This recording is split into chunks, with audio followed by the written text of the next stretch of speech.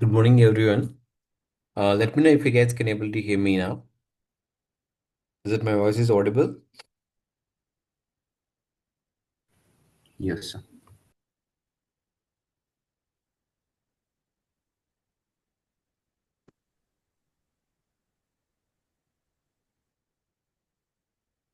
What about others? Like Arun, Bharat, Harinath, and Srinu. Yes, audible. Okay.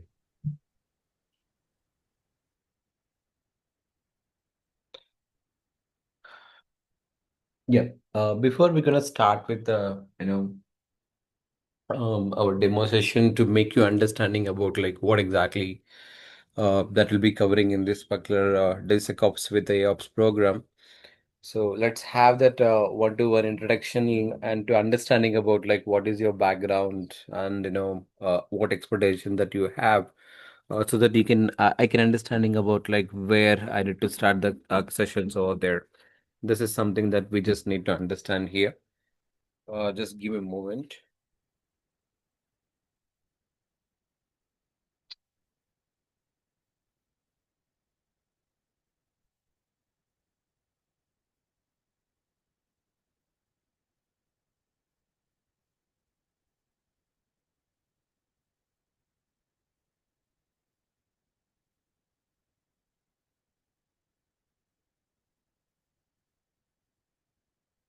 Yeah. So the myself Murali here, I have 12 plus years of experience into IT. The currently I'm running a firm, the firm called as a Clahan Technologies. It is a based out of Bangalore. So we are majorly into the IT consulting and services, and also we do the full stack development of the application, and also we are building the agentic AI platform, and also we are having the DevOps projects as well. This is the complete the profile about the background. So you guys can able to find me in a LinkedIn, and where you can able to see that what exactly that we are doing it daily, that we are posting our achievements in the LinkedIn here.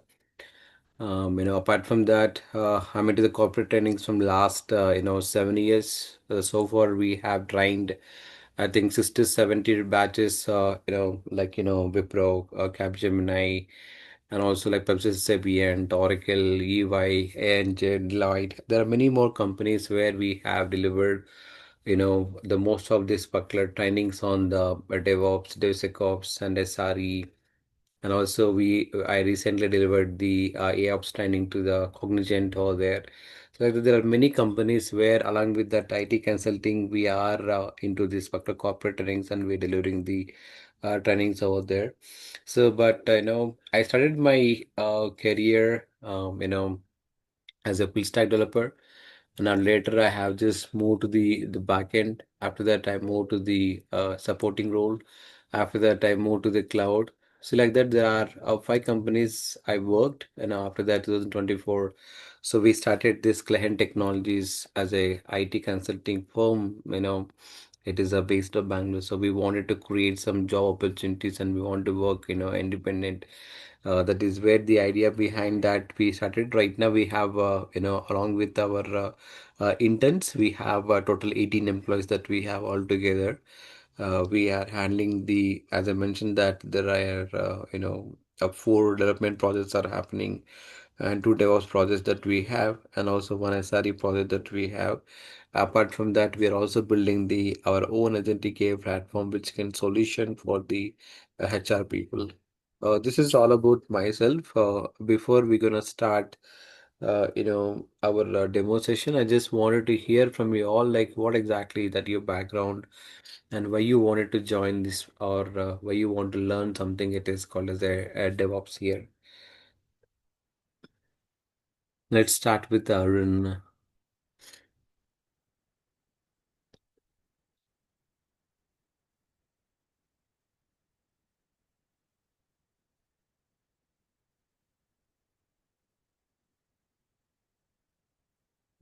Are you there, Arun?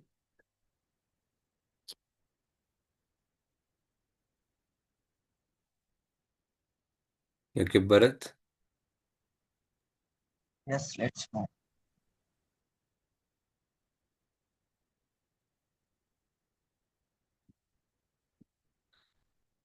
So I think if you guys are not very much serious about it, let me know so that if you are unable to talk, so that because this batch is already confirmed, we have already 15 enrollment that we have, but we wanted to start this batch. We are deciding the timing so that we wanted to put it in the morning or we want to put it in the evening from 8:30 to 9:30. That is something that we are discussing about it, and also that we are trying to getting the enrollment from outside. So I see some interested candidates. That's the reason like we are trying to conduct the demo sessions. Otherwise, I don't want to waste my time. So, Yes, let's move the further. sorry, boss. Let's move the further. It is not about the further, you just need to understanding about like what I'm just asking about Yes, it. I am myself Hainath. Okay.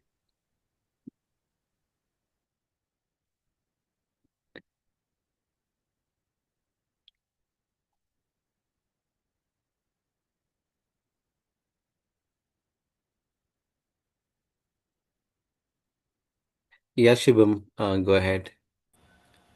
Hello, Muli. I'm Shubham. I'm currently working as a Java developer. Hmm. Just to change my domain, I'm joining this class. I want to upgrade myself. Okay, Yeah. that's great.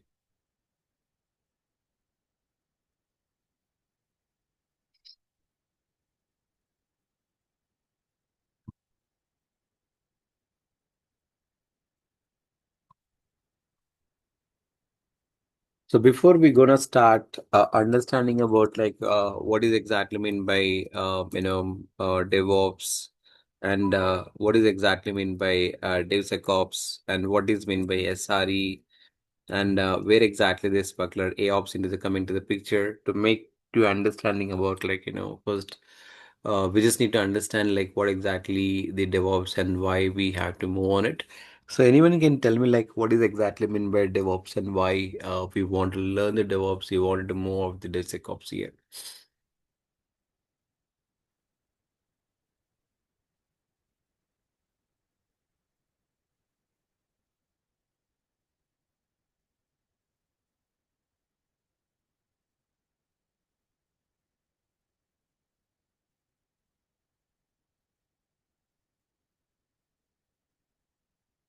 No response from anyone. The DevOps is a continuous operation, CI/CD, software development and IT operations. That's it. The maintenance, delivery, and monitoring. Okay.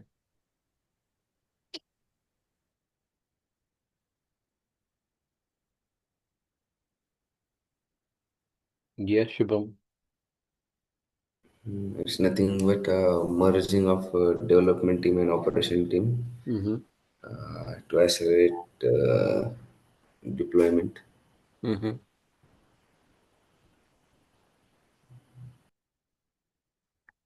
Okay.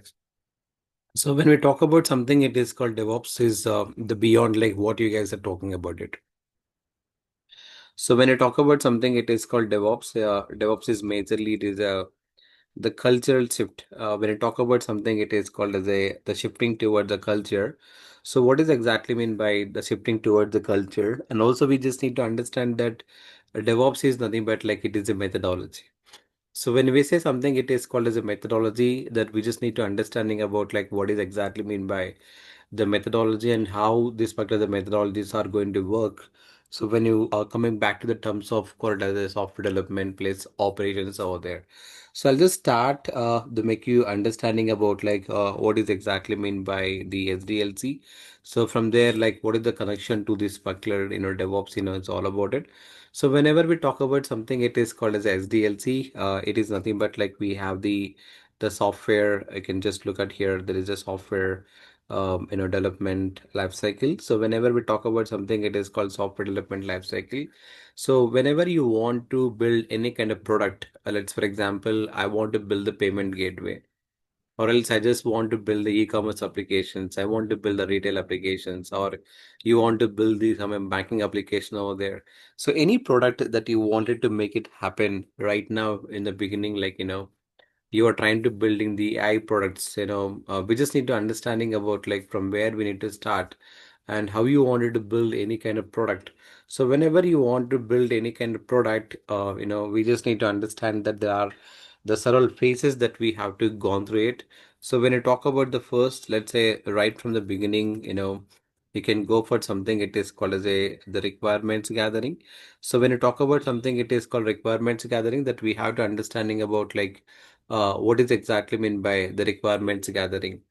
So when you talk about something, it is called as a requirements gathering, like where you have to talk to the customer, understanding about like what is exactly the customer the need. This is very crucial part, exactly that we have to understanding about like what exactly the customer need.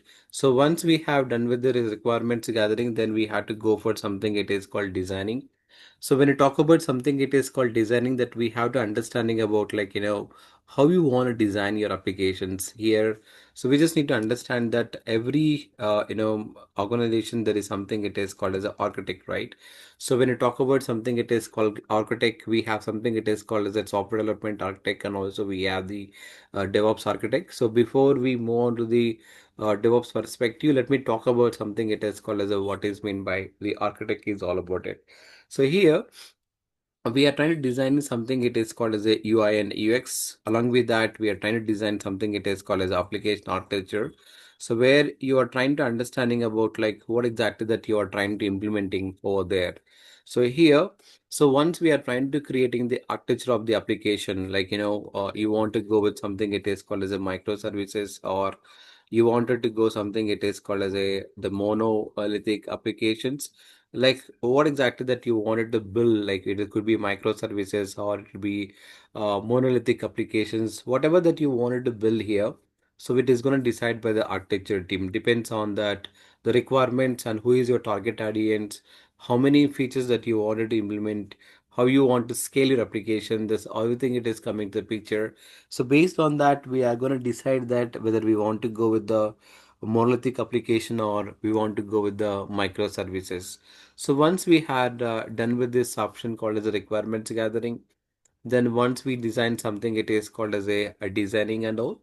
Then we had to go with the third one is nothing but like, the software development, right? So when you talk about something, it is called software development, that we have to understanding about like what is exactly meant by the software development. So whenever we talk about something, it is called software development, that we need to understanding about like how you wanted to develop the product, like, so it is what we can call it as we have software developers where we can able to write the code, right? But nowadays we are not able to, we are not writing any code. So we have something it is called as a agentic, platforms. So where this particular agentic platforms can write the code for us, right? There is something it is called as a wrap that we have. There is something it is called cloud. This is what is talking about like an anthroponic AI, the software company which is implemented by the cloud here, which can able to crash this particular, the market, Apart from that, there is something it is called as a cursor AI, which is nothing but like, agentic AI platform again, which we can understand your, which we can understand your requirements. I can write the code automatically based on the prompts, whatever that you are trying to giving it. See, nowadays, nobody's ready to write a code, so we are ready to do some work around it. But we just need to understanding about like how we can able to implement the complete the software development product. There is end-to-end flow that how we are trying to creating it. So once you are trying to develop this structured product, then we are just moving towards something it is called testing, right? So whenever we talk about something is called testing, that we need to understanding about like how you wanna test your applications. So whenever you want to test the application, that we have to understand like, the major idea about testing is to find the bugs in the application, right? That means we just need to understanding about like, is there any bugs that we have in applications? Are we meeting the customer the requirements or not? So here, that is where the testing is playing very crucial role. Here we can perform the unit test cases, we can perform the regression testing, we can perform the sanity testing, so we can perform the load testing. So there are many test cases that we can able to write it, and we can able to perform the all the test cases over there. So this is something that we talk about something it is called as a what is exactly the testing which is going to be the happening over there. So once we have done with the testing here, then we are moving towards something it is called as a deployment of the application. So what is exactly mean by deployment of the applications? So whenever we talk about something, it is called deployment of the application, that we have to understanding about where exactly that you are trying to deploy the application. See, right now, you want to deploy the applications on the cloud platform, or you want to deploy the applications on on-premises application, on-prem servers. It is depends on purely how you want to deploy and how you want to manage the application. This is something that we have to understanding about. It's very crucial role. So do you want to go with the cloud, or do you want to go with the on-premises? So how you want to deploy your applications? This is nothing but like there are five phases that we have. Now here, deployment is very crucial role, right? Where you deploy the application, the server, so that your customers are going to be accessible to your application. But once application is got deployed, so we have to go for something it is called as a maintenance. So what is exactly mean by the maintenance? So whenever we talk about something, it is called as a maintenance. So here, once application is got deployed, once application went to the live, so what are the problems the customers are paying? Let's, for example, you have a Zomato application. You have placed order, but order is not reaching within 30 minutes, whatever the promise by the Zomato people. But you have the option where we can able to open the chat box, and you can able to chat with the customer care, and we can get the live updates, like what is the reason behind it, why it is got stuck. They immediately will talk to the delivery boy, and they're trying to make the connection over there. This is something it is called as a maintenance, right? So whenever you are going to face any kind of issues in the particular application, the customer care people is trying to understanding about like what exactly it is happening and how you wanted to do that. So this is nothing but like what we can call it as a the SDLC here, the software development life cycle. So to implement this particular software development here, there are we have to understand that there are something it is called as a different methodologies that we have right now, right? So you might have heard about something it is called as a waterfall methodology. This is one of the old the method which methodology which we can follow to implement the application. It's going to provide the linear sequential model. So when you talk about something, it is called as a the linear sequential model. So right from the beginning, like it is goes for the requirements gathering. From there it is goes to design. So from there it is goes to software development team. That from there it is goes to testing. So from there it is goes to deployment. So from there it is goes to the maintenance. This is what we can call as a the waterfall method, which we can able to use something it is called as a linear the sequential model, which we can able to use to follow the step-by-step process when you wanted to develop the application here. So this is not going to be best fit for the larger applications. It is best fit for the monolithic applications, but you wanted to implement the microservices and large base applications, it is not going to fit for it, right? So there are the many disadvantages that we have when you go with the waterfall model. So when you talk about waterfall model, the major drawback is like there is a dependency between each and every model, and also it is going to time consuming process. And also the end user, I would say the customer don't know like exactly what exactly that you are trying to developing here. See, the end of the day, you will take one product and you'll just go with the customer. The customer is not satisfied with what you have developed. There is nothing like there is a time waste process for us. So we just need to understand that whenever you're trying to follow that any methodology, it should be customer centric. The customer centric means like where you have to make sure understanding about like what you're trying to developing, and you have to showcase to the customer. If the customer is providing some feedback, you have to come back and you have to work on the feedback. So this is what exactly that we talk about the agile methodology, right? So most of the software organizations nowadays and most of the projects, I can say that we are trying to use something it is called as agile. So anyone have any idea about like what is meant by agile here?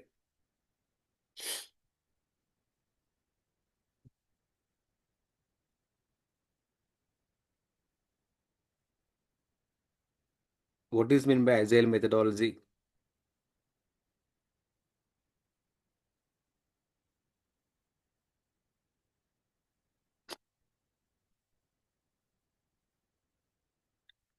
So whenever we talk about something, it is called as agile methodology, that we have to understanding about like what is exactly mean by agile and how you wanted to work with the agile. So whenever we talk about something, it is called as a agile methodology. It is what we can call as it is a iterative approach. So whenever we talk about something, it is called as a iterative approach. What exactly mean by a iterative approach? So whenever we talk about the iterative approach, that means like you have to use something, it is called as a sprint here, and also that we are going to use something, it is called as a scrum framework, right? So whenever you work with something, it is called sprint and scrum, that we have to understanding about like what is exactly mean by sprint and what is exactly mean by the scrum. So whenever we talk about something, it is called sprint. The sprint is basically is nothing but like in a time frame, right? So whenever we talk about something, it is called sprint here. So every application that we are trying to dividing into the different modules. Let's say, for example, if I take something, it is called the Flipkart application. So we are trying to divide this particular Flipkart application into different modules. Like, we can take something, it is called as an end user module, and we can talk something, it is called as a login module.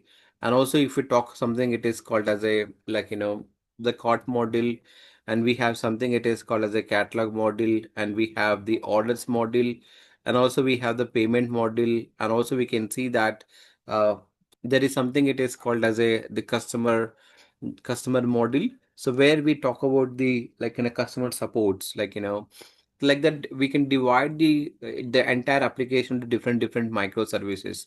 The Flipkart has 602 microservices it has. So one of the Indian biggest e-commerce platform, right? So everything like notification is one module here. So we just need to understand that whenever you want to develop any kind of product here, so we just need to understanding about like how exactly this is going to work. So we can see that whenever we talk about this particular the modules, every module has a timeline. Every module has a deadline. Let's, for example, if you go to something, it is called a sprint here. For example, if I want to implement something, it is called as the end user module.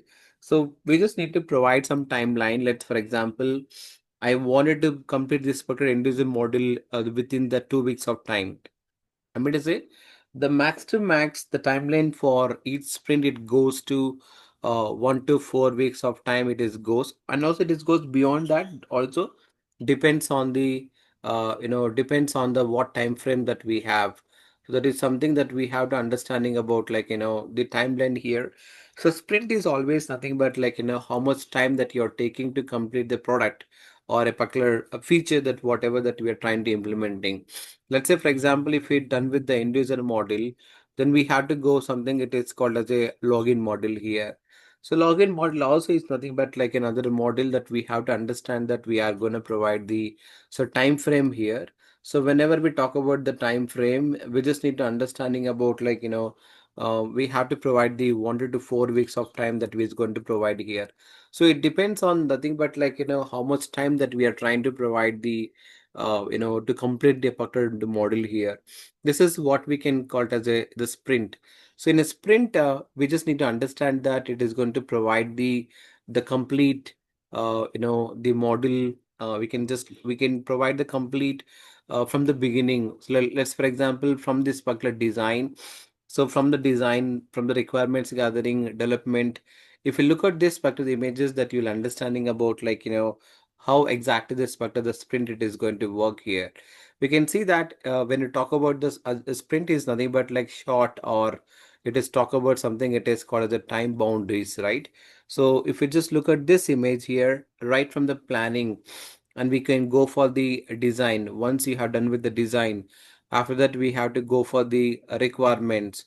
So once you just go for something, it is called requirements here. And after that, once we have done with the requirements, we have to go to you can just look at here. Once you develop the application, then we go for testing. Once we test is completed, we go for deployment. So before you deploy the application and release the feature into the market, we go for the review. So once the review is completed and we go ahead and we can able to launch the product. So this is what we talk about something, it is called the complete life cycle here. So from the planning, so we have to understand that we have to plan and we have to go for the design. So once design is done, we can go for the development of the application. Once development is done, we go for the testing the application. After that, we can go for deploy and we can go for review. So once review is completed, we can go for the launch. So every sprint, there is something it is called as a like one or the other feature that we have to implementing it. So once you have done with this particular sprint where you are trying to implement the individual model, in the next sprint you may pick it up the login model. The next sprint you are maybe pick it up the card model, so that the customer can understand clearly what's happening here, and exactly that we can able to see about like there is a sprint 1, sprint 2, the sprint 3, like that we can able to implement like exactly like what's happening over there, so that my customer can understanding about like what's happening in the my application, what are the features that we are trying to implementing it here. So there is a framework that we are going to use, something it is called as Scrum here, right?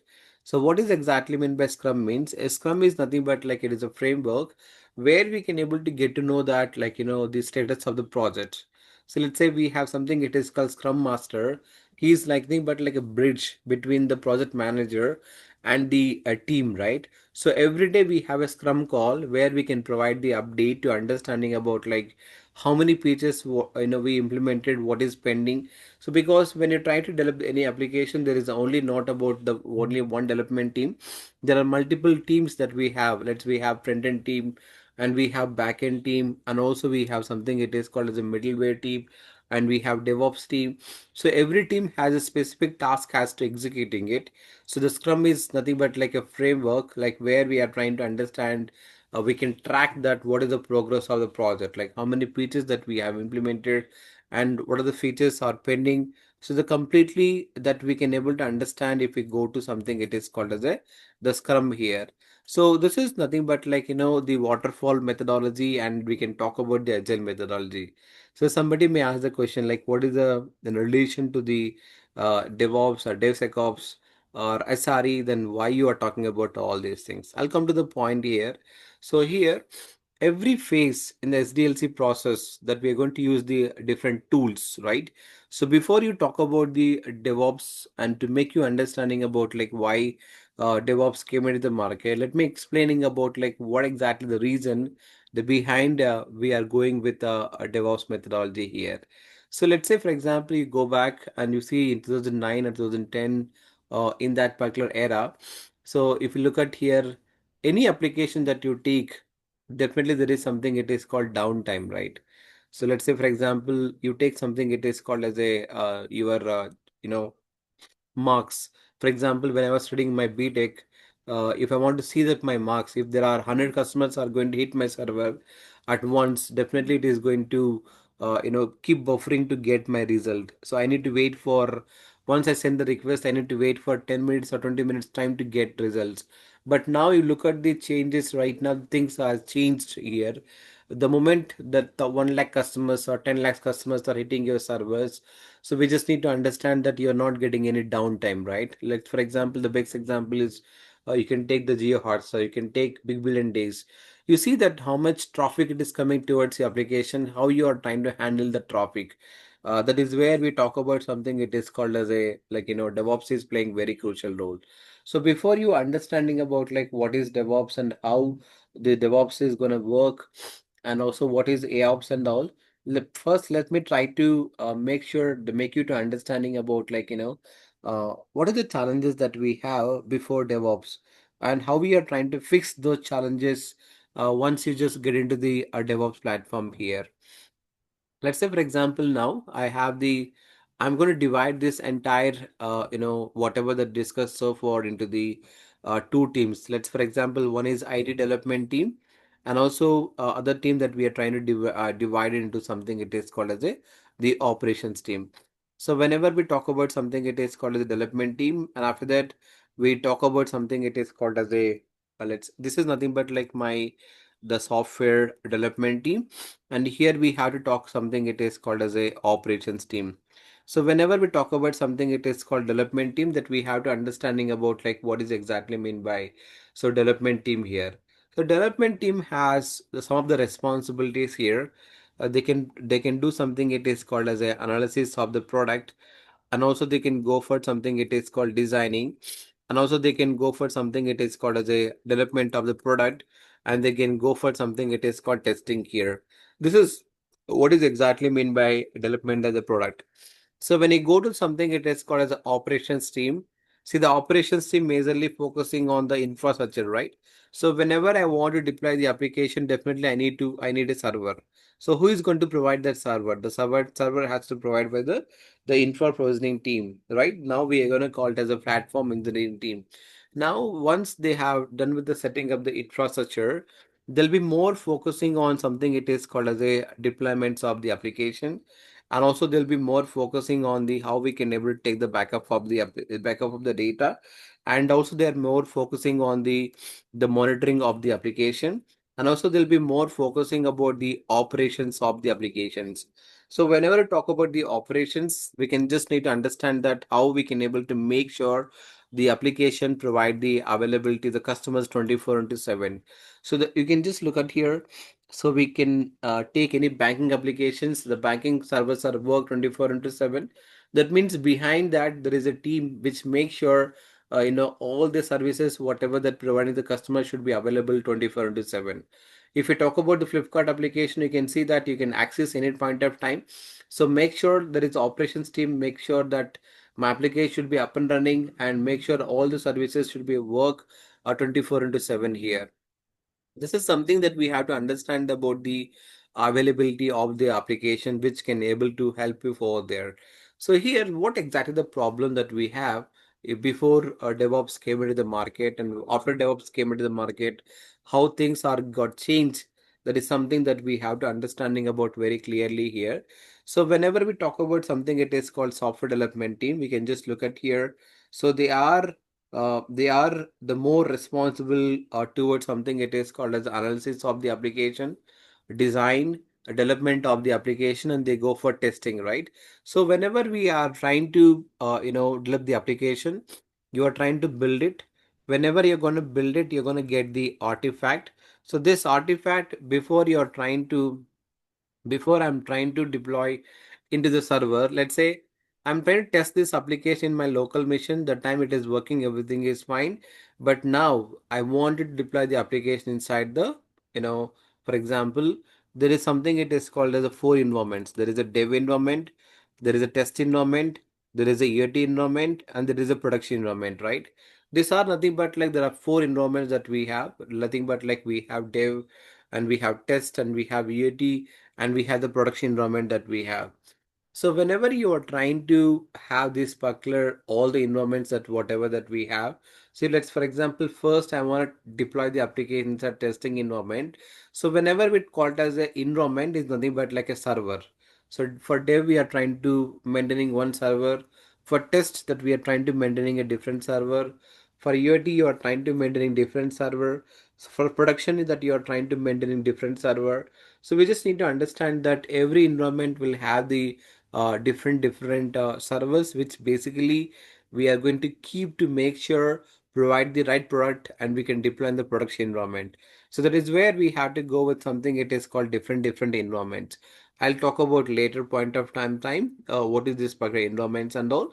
Now once we tested the application local mission, if it is working fine, now my this particular software development team is handling this product artifact to the operations team.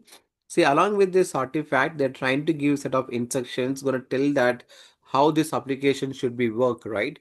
So whenever we talk about something, it is called as the instruction that we have to understanding about like, how they wanted to deploy the application, the server. Because whenever I want to deploy any application, there are some dependencies that we have to install. So first we have to understand that there is something it is called platform dependencies, and also there is something it is called library files that we need, and also along with library files that also we required something it is called as a the source code that we need, and also there are some plugins, and also there is something it is called dependencies also that we have to install. So nothing but like all these are whatever that we required. So this everything that we have to require before you are trying to deploy the actual product into the servers over there. So this is exactly that we have to understanding about like what exactly that we need. Like we need something it is called as a platform dependencies. we need something it is called as library files, and also we need something it is called source code. So all these dependencies, whatever we require to deploy the application, that has to be installed before you deploy any artifact inside the server. So that is where we need something it is called as a, like, all these factors that we have to configure in the server. After that, we are trying to deploy the application here. See, of this component is missing, that my operations team is trying to blame the software development team, saying that, hey, I'm not able to deploy the application because of so and so reason. Could you please go and work here? That means this is something it is called as the portability is not guaranteed. So portability means the application whatever which I tested in my laptop, the same application I wanted to deploy in the other machine as well, exactly same it has. There is something that we have to understanding about, like, what is exactly meant by the portability of the application. So the portability is something that we have to understanding about, like, how this is going to work. So whenever we talk about something it is called as a portability, that we have to understanding about, like, how we can able to make sure this application is going to work smoother. That is how that we have to understanding about, like, portability of the application. So whenever we talk about the portability, that means you have to make sure that this application has to work exactly how it is going to work in the dev environment. So but there is a blaming between happening between the operations team and the software development team. Now, again, there are some, the challenges that we have. So whenever we talk about something, it is called software development team, right? So whenever we talk about something, it is called software development team. See, software development team has, the many problems. Let's say whenever I write a code, I don't know, like, whether this code is going to work in my production environment or not. So whenever I write codes, I don't have the, confidence that, it's going to work in my UAT environment or not. So the waiting time period for the software development team to make sure get the confirmation so that they can go for implementing the new features. If the code is not working, again they have to rework on the different code over there. This is something that we have to understanding about, like, there is a problem with the software development team. And if we go with the operations team, let's, for example, in my production environment, there are 100 servers I have. So we just need to understanding about, like, how we can able to monitor the 100 servers. So it is one of the very toughest tasks to make sure understanding about, like, how my 100 servers are working, which server is not working, which server is working, how much traffic coming towards this particular server, and also how much CPU utilizations, how much memory utilizations, and also, like, how we are trying to setting up thresholds. This is very difficult to identify the problem that we have when you talk about the monitoring part, and also the infrastructure provisioning. Let's say I have created the dev environment. So let's say any projects that you have and you want to implementing it. So definitely DevOps team has to create something it is called as the architecture, right?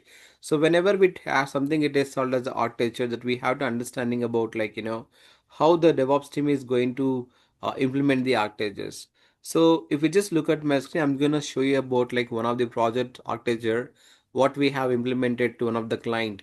So this is how we have to draw the architecture, So this is the application got deployed in Azure platform. So before you deploy any application in any of the platform, this is how you are trying to define the architecture. So whenever you are trying to creating this kind of architectures, it's very difficult to make them to understanding about, like, so what exactly it is happening and how we are trying to doing it, right? This is nothing but like architecture that we required here.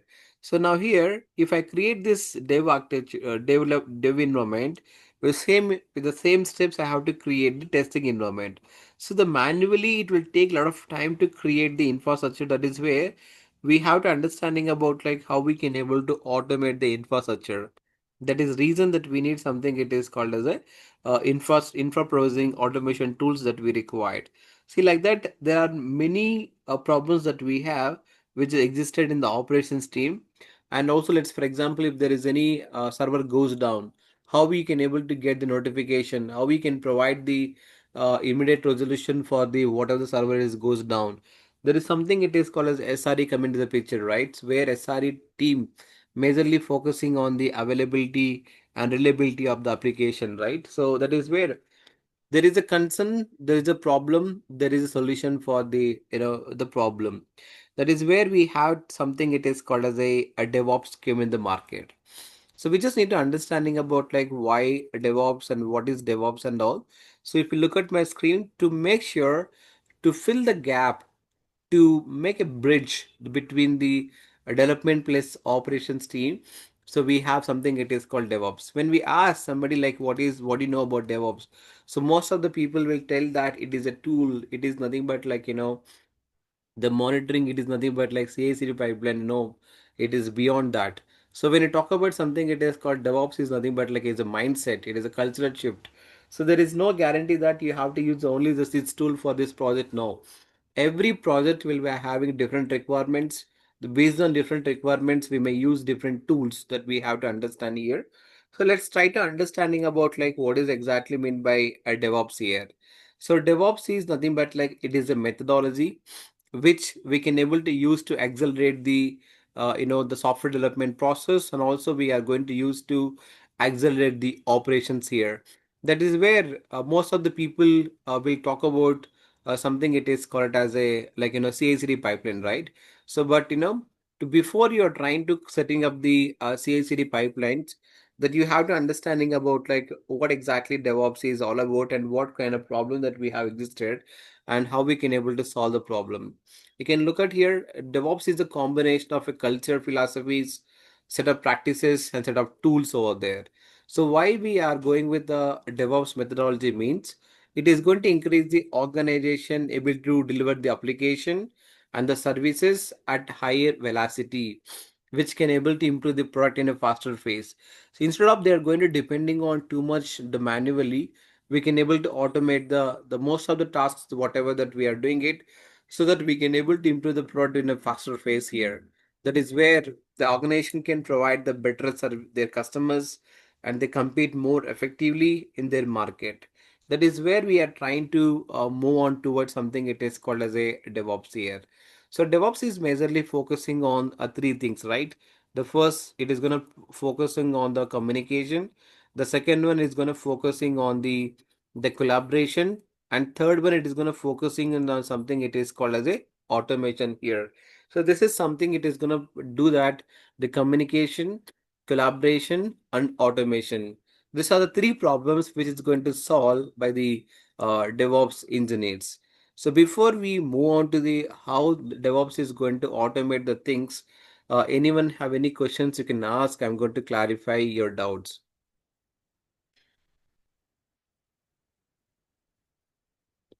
If you guys can use the chat box if you have any questions, or if you guys understood so far, you can mention about the yes in the chat box.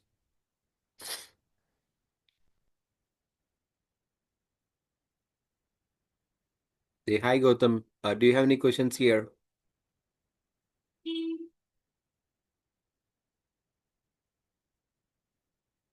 Gautam, Shubham, Manoj. Yeah, I can see that the couple of responses. There is no questions as of now. Just understood as of now. Fine. So now here, I'll just come to the how DevOps is going to automation, right? See, DevOps is all about the automation. So I'll also talk about like what are the things that you required if you wanted to learn the DevOps. Those everything that I'm just gonna covering in the next 10 to 15 minutes. I'll not take much of your times, and also I'll talk about the what is the perspective of the DevSecOps and why the everybody is talking about the AIOps. See, yesterday also we are having one call with the client, the USD Global. Even they'll also more concerning about the AI, the agentic AI platforms. They wanted to build it, and also they wanted to implement the ops on their existing the architectures, where the AI agents can able to detect the logs, errors automatically, and which can able to make sure to provide the faster solution rather than depending on the humans. Now let me just show you about like how the things are going to work. So whenever we talk about something, it is called as a AI ops, and also we'll talk about like what is exactly the mean by DevOps is all about it. I'll just talk about DevOps is more towards something, it is called as automation, right? Let me show you about like how the automation is going to work. So for example, this is nothing but like the software development team that we have. The software development team is basically they are trying to develop the application, right? So whenever we have the software development team, the software development team is trying to develop the product, right? Whenever they're trying to develop the product, see, DevOps engineers are not going to involve in the coding level. That doesn't mean that you don't have any knowledge on the coding level. No. So whenever you want to become the DevOps engineer, you also should understand that how the things work. Like if you're using the React JS, you should know that how the React JS work in browser. If you're using something it is called JavaScript, you have to understand that how JavaScript work in the browser level. Also, you should understanding about like what is meant by APIs, what is meant by API gateways, what is meant by microservices. So definitely, if you want to become a DevOps engineer, you should have at least basic idea about like what is front end, what is back end, what is API, what is API gateway. Most of the times, the people will talk about if you want to become a DevOps engineer, there is not required coding knowledge.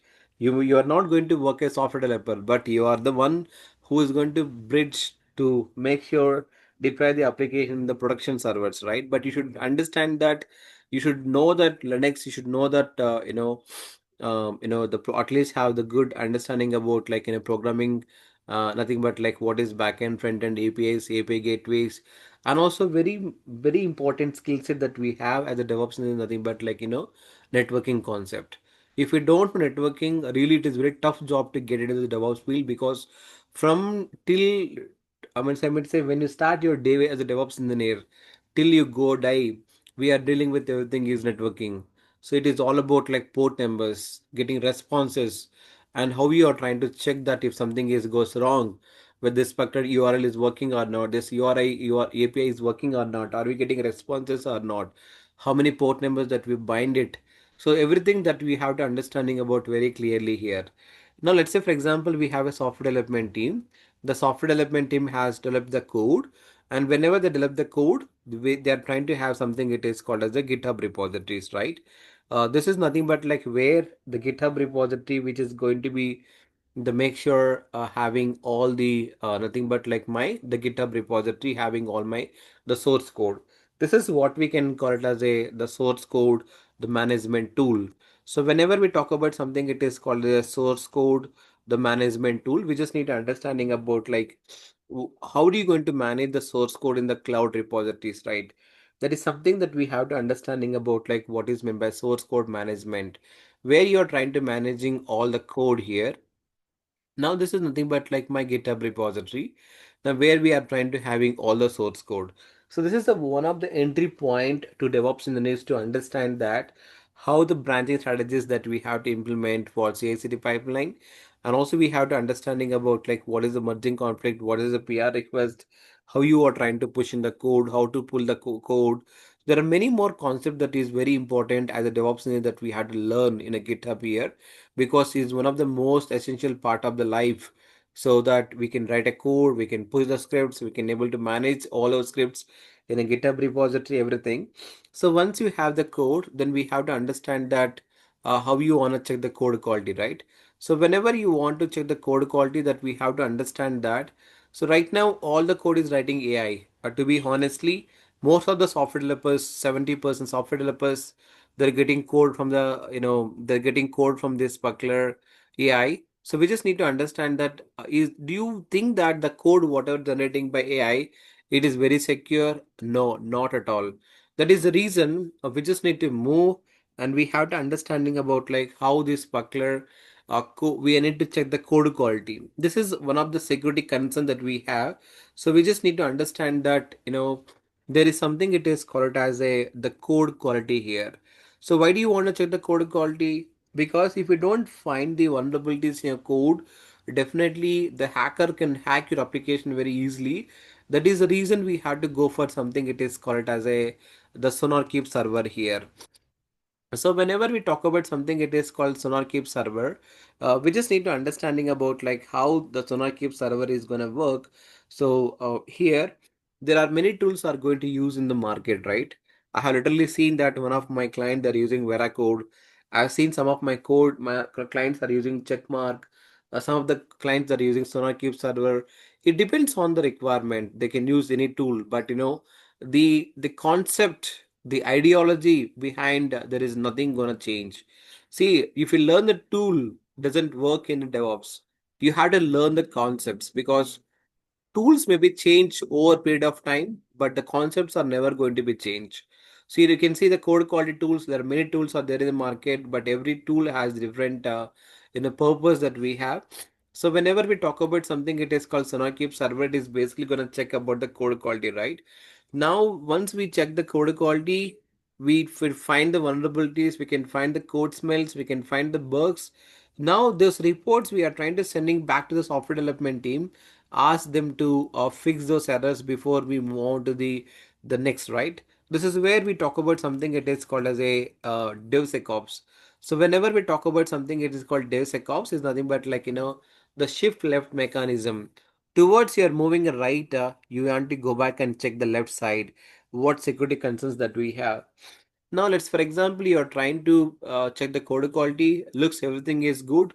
Now what is the next that we have to do that? So the code, whatever that you have written, the code is not understanding by software development, sorry, the servers, the missions, right? We have to convert those source code into the mission readable format. So how we can able to convert the code into the mission readable format? That is where the build tools are coming to the picture.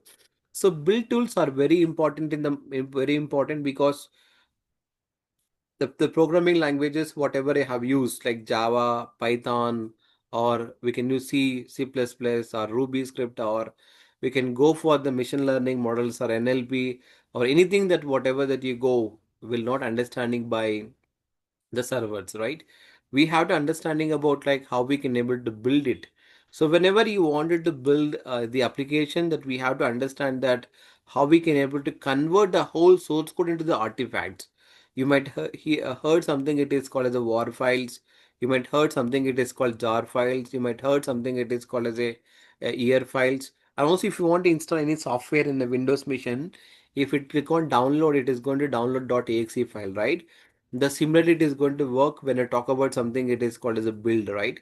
So build is all about how we are trying to convert the source code into the mission readable format. Here we have different tools for different programming languages. See, for Java we have to use Maven, and also for, let's, for example, if you go to something, it is called as a C++, there is something, it is called as a you know there are many tools. Like if we go to something, it is called as a Node.js. We have something, it is called as the NPM. And if we go to something, it is called as a Python. There is something, it is called as a PyPI. Also, if we go to something, it is called as a .NET. So every programming languages, there is something, it is called specific tools which we can able to use to build your artifact. Now, once you are trying to building the artifact, this artifacts, whatever that you are trying to getting it. See, every version, every feature will get a different artifact. Now, where we can able to keep these particular artifacts? If you want to keep these artifacts, so we have to keep all the artifacts inside the repositories, right? So let's say where we can able to keep all the artifacts. We are going to keeping all the artifacts inside the repositories, where we can call it as a repository manager, where we can able to store all the artifacts over there. So if you might heard something, it is called as the artifact manager or artifact repository, where we can able to store all the artifacts. Let's say, for example, we have something, it is called Nexus. We have something, it is called as a JFrog. So this particular artifact managers, where we can able to store all the artifacts irrespective of, it could be a jar file, or it could be a war file, or it could be year files. If you are trying to building these particular Docker images, anything like whatever that you required, everything that is going to be stored here. See, let's say whenever you're trying to building the artifact, it is trying to downloading dependencies from the different library files. So whenever you are trying to downloading different dependencies from different libraries, what is going to be happening here is there might be some vulnerabilities in the dependencies, because you are pulling from third party libraries. There is no security over there. To provide the security for there, we have to understand that there is something, it is called as a sync here. The sync is nothing but DevSecOps tool, which we are going to use to scan you can scan the vulnerabilities whatever you're downloading from the third-party libraries.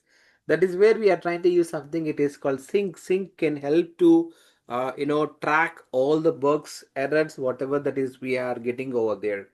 Now we are moving towards something. It is called as a once you check this particular security scan, if we find any vulnerabilities, we have to ask the software development team to fix those errors before we move on to the next.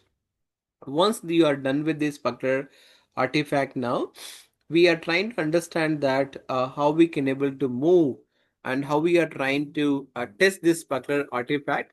That is where we are trying to understand there is something it is called it as a there is something it is called Docker here.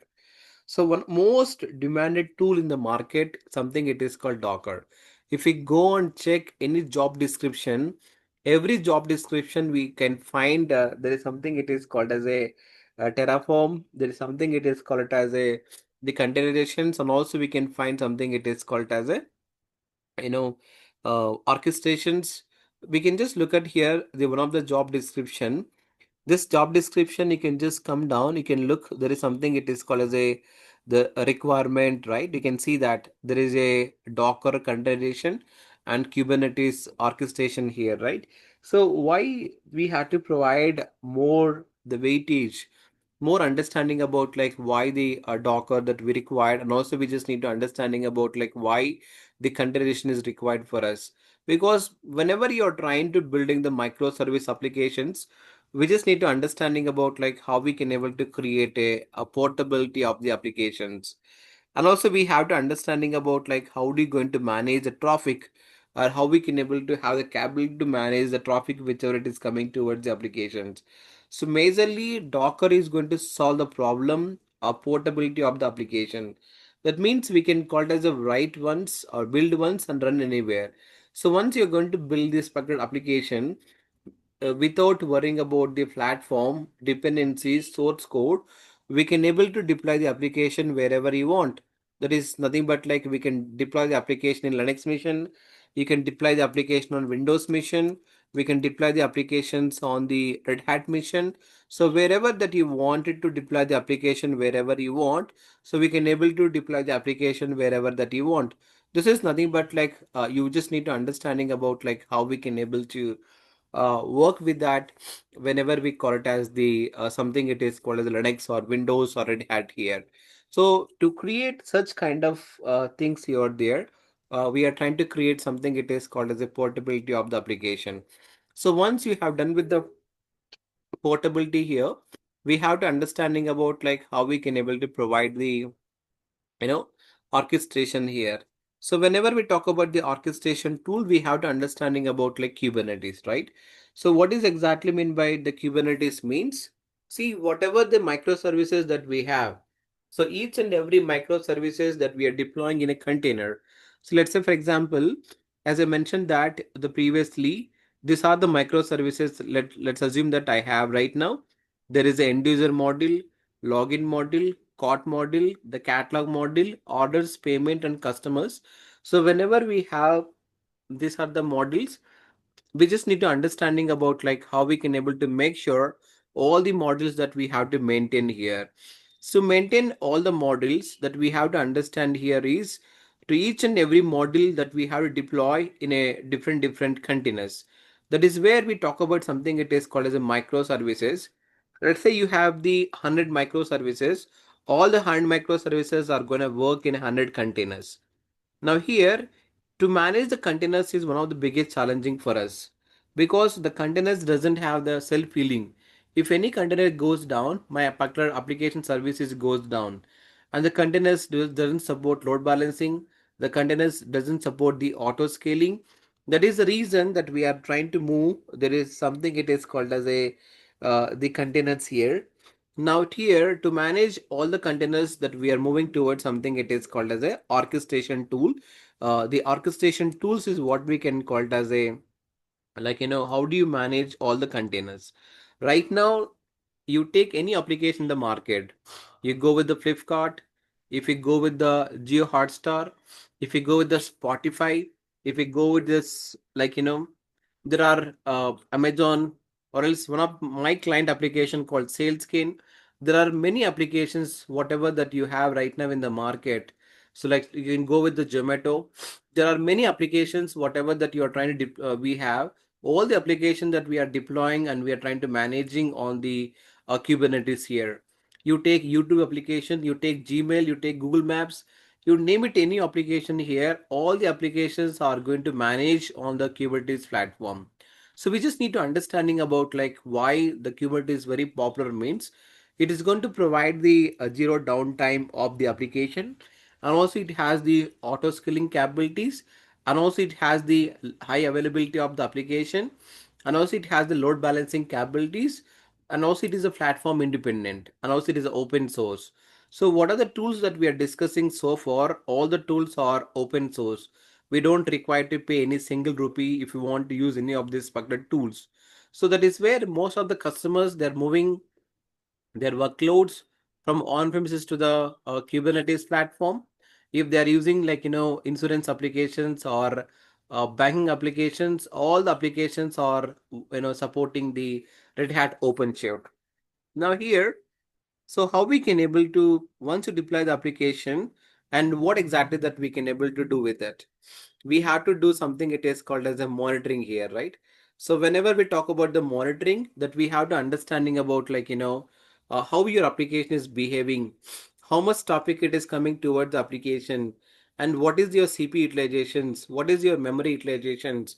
So whenever you want to perform the auto scaling, so when you want to perform the auto scaling, so all these perspectives that we have to understand, when you talk about something it is called as a the monitoring. So monitoring is basically going to tell you about like what's happening inside your the production environment. That is where we talk about the monitoring. See, every application, the monitoring is playing very the crucial role. That is where we have to understanding about like monitoring is playing very crucial role for us. For now, whenever we talk about something it is called as a monitoring, that we have to understanding about like uh we are going to use the Prometheus and we're going to use the Grafana. See, Prometheus is nothing but like data collector. Like every second, what is happening in the application, everything it is trying to getting connecting and to make sure what's happening over there. Everything it is trying to taking care by the Prometheus. So Prometheus is one of the most demanded, and also it is one of the most common practice that we have to use to collect your data, something it is called as a matrix, right? So when I talk about the matrix, nothing but like the mathematical expression that we have to use. So whenever we talk about the Grafana is nothing but like it is nothing but like my UI face, where we can able to see that all my dashboards, what are the data that we are trying to collecting with the Prometheus. We're gonna send all the data to the dashboards, and we can able to monitor the CPU utilizations, memory utilization, and how many number of pods, how many containers are working, the container memory utilizations, pod memory utilizations, and how much traffic it is coming towards my application, how much data that we are trying to sending towards the internet. So all this data that we can able to monitor with help of the Prometheus and Grafana here. Now there is something it is called as observability here. See, observability is different and also the monitoring is different. So whenever we talk about the observability, this observability is more talks towards something it is called as a like what's happening inside my application, inside my servers, right? I mean to say, let's say if there is any one services goes down, why it is goes down, you have to identify the root cause, right? For that you'll check the logs. Say for example, if anyone admitted in an ICU, let's for example, if something is goes wrong, maybe they are the very serious in ICU. If they want to monitor their health, there are a number of monitors they fix it, right? Like to check the oxygen pulse, and also they check the heartbeat. They would monitor every second what is going on a patient body. So how it is going to check that? The similar way, if there is something is goes wrong in application, we have to understand that how we can able to find the problem. For that, we have to check something it is called as a we have to go with the logs, we have to go with the traces, and we have to use something it is called as a matrix. So these are very important point that we have to understand, that we have something it is called as a observability here. Now to automate the complete things right now, whatever that we discussed here, Everything is nothing but like manually that we are doing it. Now to automate that, we are going to use something it is called as the GitOps model. See, most of the clients nowadays, they are managing all the workloads in Kubernetes. So Kubernetes, we are managing all the workloads using the Helm charts. Now to manage all the Helm charts, we are moving towards something it is called as the GitOps model. So GitOps is one of the most promising methodology which we can able to create something it is called CI/CD pipelines. Now, yesterday also we are discussing to one of the customer to implement the GitOps model here. We just need to understand that how to use GitHub Actions for CI, and also that we have to understanding about like how we can check the code quality, and also we are going to use to understand that how we can able to build the artifact and how we can able to push the artifact, and also that we have to understanding about like how we can able to push the artifact over there. So everything that whatever that we required, so we just need to understanding about like how we are trying to build the artifacts and how we are trying to pushing the artifacts. So everything that we can able to using it, we can just look at here. We have to understand that how to integrate all the tools with this bucket, the GitOps model, and how we are trying to setting up the CI/CD pipelines. So whenever we talk about something, it is called a CI/CD. It's nothing but like continuous integration, the continuous delivery or deployment. So it is not only about the continuous integration, continuous delivery, deployment. So we can able to implement continuous integration, continuous testing, the continuous delivery, the continuous deployment, the continuous monitoring, the continuous feedback, the continuous improvement. There are 7 C's that we can able to implement with help of the CI/CD tools over there. Now, once you have understood about here, now before you deploy the application, the Kubernetes here, when you're trying to building the Docker image, do you think that Docker image doesn't have any vulnerabilities? No. So every Docker image has the vulnerabilities. Before you deploy the Docker image into the Kubernetes platform, we have to scan the Docker image. For scanning a Docker image, we have to use something it is called as a Trivy here.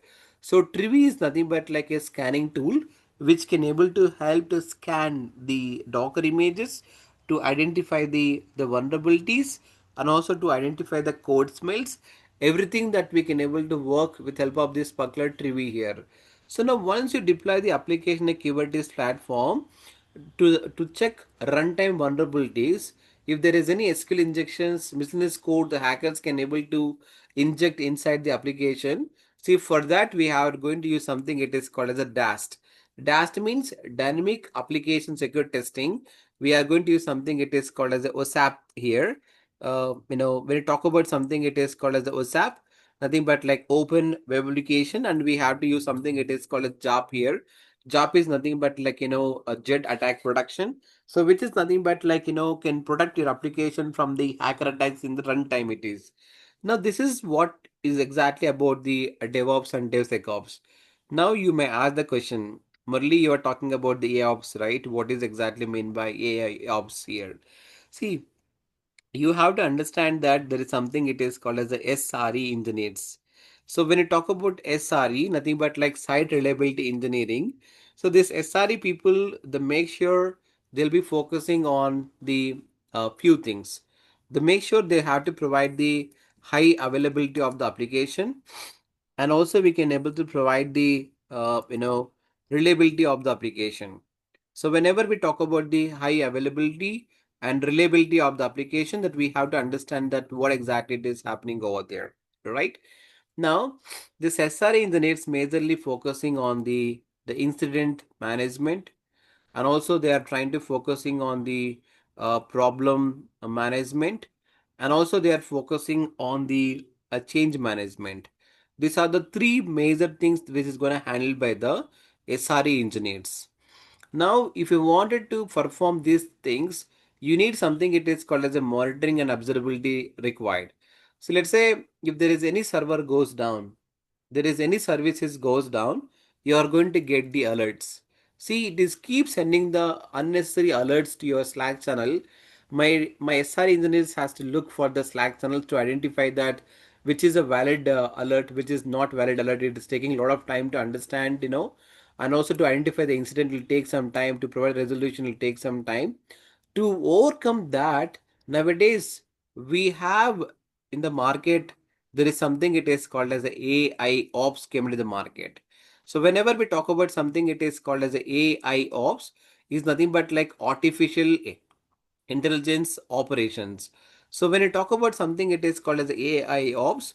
So here on top of this particular, this particular tools, they are trying to use the machine learning models and NLP models, which these models can detect your logs automatically. These models can able to identify the alerts automatically, can able to provide the meaningful alert to your pager duty. See, there are tools like, there are AIOps tools like we have the pager duty, and also we have something it is called as a ThoughtSpot, THOUGHT. There is the ThoughtSpot, and also we have something it is called as a AI, and also we have something it is called as Spotify. There are the many tools are there in the market. Then also we have something it is called as a Big Panda. So they are all these tools which is very popular for all the AI ops tools here.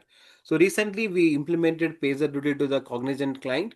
So where we are trying to implementing, we are integrating these AIOps tools to the, my Prometheus. So what are the alerts are coming to the alert manager? The alert manager is trying to send the PagerDuty. So PagerDuty machine learning models try to understand that whether this particular alert is valid or not. It is going to promise is the 98% of the noise reduction.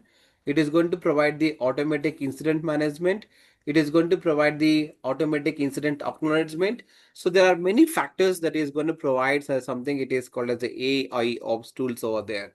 Now this is the complete pictures that we have to understand that what is exactly mean by DevOps and what is mean by DevSecOps, and also why we had to go with this AI ops tools here. See, you may think like, Murali, is it possible to learn all these together? Yes. Everything there is something it is called as interlinked here. If you are, that is the reason I'm taking 4 months of time to complete the course here. That means I'll take you to the step-by-step process. So first, I'm just gonna start with the you know network basics. After that, I'm going to start with the Linux. After that, I'm going to start with the AWS cloud, and after that, I'm going to start with the DevOps tools. And when you're discussing about DevOps itself, I'll be covering about the DevSecOps tools also. After that, we'll be focusing on the SRE and AOps here. So this is nothing but like step-by-step process that we have to use to complete this particular the course curriculum over there.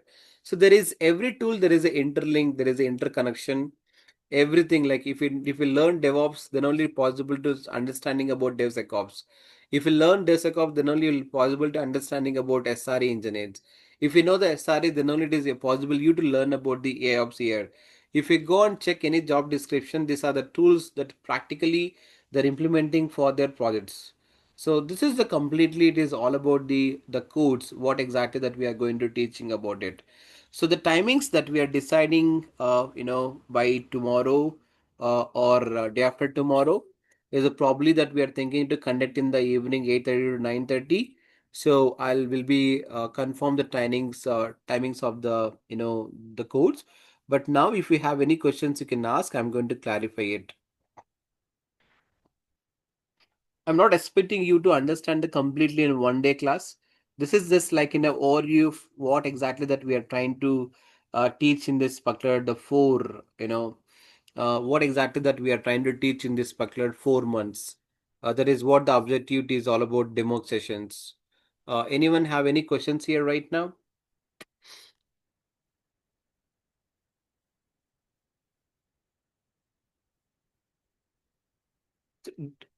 See, when you talk about something, it is called as a the cloud. The definitely we have to cover something. It is called as a Terraform. There is Ansible. There is a Terraform. Is also we are going to covering about it. So because Terraform is one of the most important tool. Apart from Terraform, there is a Pulumi. Also, there is something. It is called as the OpenTofu. Also, which is right now in the market for the infrastructure automations. So Terraform is one of the most promising tool for infrastructure as a code, which we can able to automate the complete infrastructure by using the Terraform script over there. So that is what exactly that we do it. 100% we have to create the complete infrastructure by using Terraform. There is no doubt about it. Great question, Gautam. Yeah. Any other questions from anyone? Uh, So is there any Azure or GCP included? yeah, there is a Azure DevOps is also I'm going to teach you there. So where you can able to understanding about like how we can use platform as engineering to setting up the CI/CD pipelines. In a GCP also there is a GCP DevOps. So like there is a cloud build, which basically that we are going to use for building the CI/CD pipelines. So you'll understand that how to integrate GKE cluster and how to use those tools to create the pipelines that you'll understand over there. We'll be covering over there. Nothing to worry about it. Okay. Yeah.